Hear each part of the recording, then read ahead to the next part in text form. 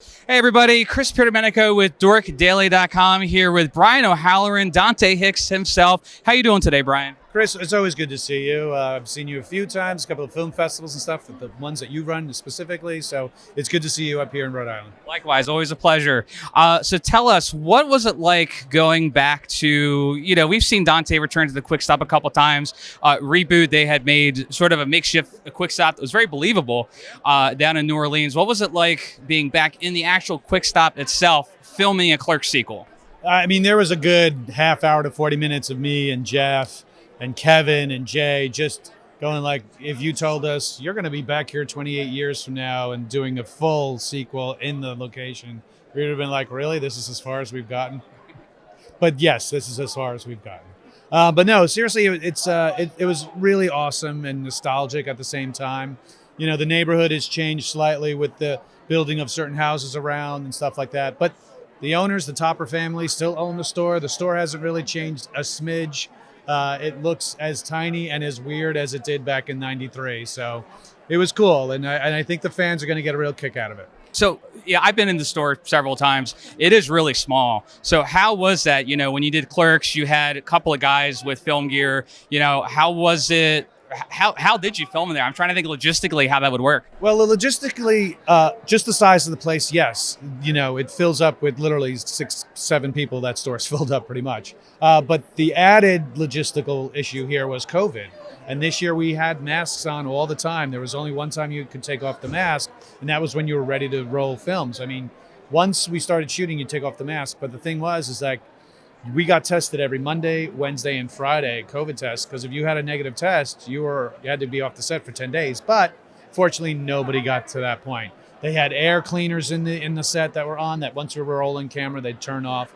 You're like, all right, red zone, take off your mask, stick it in your pocket, do the scenes, do as many takes as you need of the scenes, and then, go from there. So thankfully, over the 5 weeks, we got it done with the bare essentials of a crew, plus adding a 7 to 10 member COVID compliance team.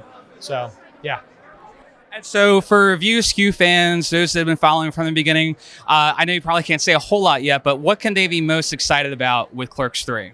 The fact that it goes back to the old school roots and feel of one location, dialogue that's rapid fire, the kind of the references and the discussions and the kind of growth of the Dante and Randall and Trevor, because Trevor from Clerks II, who played Elias, is back.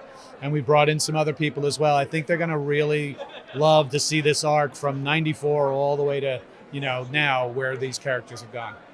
And so aside from Clerks, what else are you working on at the moment? I know you have a podcast on Facebook and Twitch and everything. So tell us a little bit about what you're working on, where people can find you. Sure. So the O'Halloran is my Streamcast podcast show. I stopped just before film. I thought I was going to be able to do episodes while filming, but we would film sometimes from like 7 at night to like 3 in the morning, things like that. Kind of like how we did the old school, the original film, where we did overnights to film. So that kind of put the kibosh on me trying to get up the energy and the effort to put up the show. And since then, I'm on the road doing these cons and stuff. So it should be starting up again, hopefully by the end of this month or beginning of December, and then carrying into next year. So that's been fun. That was something that carried me through COVID lockdown. And I was always having excuses as to, I'm on the road, I can't do it. But now I was able to get it up and running. And the fans have been really cool and loyal. Like yourselves, and so I look forward to doing more of those. But other things looking forward to for release, I have 2 other films that I'm in talks with about shooting for next year. So once I can make those announcements, that'll be great. Shows that are out that I've done over the past couple of years that are still getting much love is Jason Mewes' first film, Madness in the Method. You can find that on your streaming services. You could also find a movie called Right Before Your Eyes, which is a very warming, heartfelt film about a man struggling with alcohol addiction and getting out of it. And some others. You can check my IMDb for the other films. You can go to my Twitter or my Instagram account, Brian C. O'Halloran, or you can even go to my Facebook page, The Brian C. O'Halloran, as well. So I'll be hopefully launching something in the next couple of weeks that I think fans will be enjoying. Love it. I loved you in Madness in the Method. I mean, that may be one of my favorite roles outside of Dante, because you just had so much fun with Jason with it, and was delighted as a fan to watch it. That's the movie you want to see it. If you see this, is the poster for it. He did a phenomenal job directing, his first time directing. Shot over quite a few months, both in LA and also in England, where his producers were based. And so I got to fly to England to shoot my scenes, and it was a lot of fun. Great. And finally, what's the best part about being back at Rhode Island Comic Con, any Comic Con? Well, it's good to be back with being back amongst the people again. People are wearing masks, people are vaccinated, and it's nice to see that we can get back to this, because this community, specifically the convention circuit community, got hit devastatingly hard with the shutdowns and stuff, because we are in the business of mass gatherings.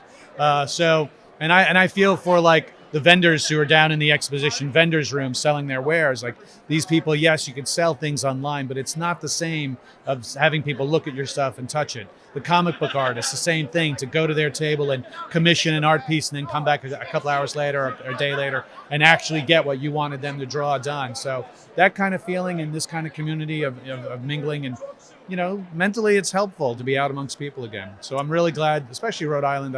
I think I've done this show like 6 years, and every year it's always a blast.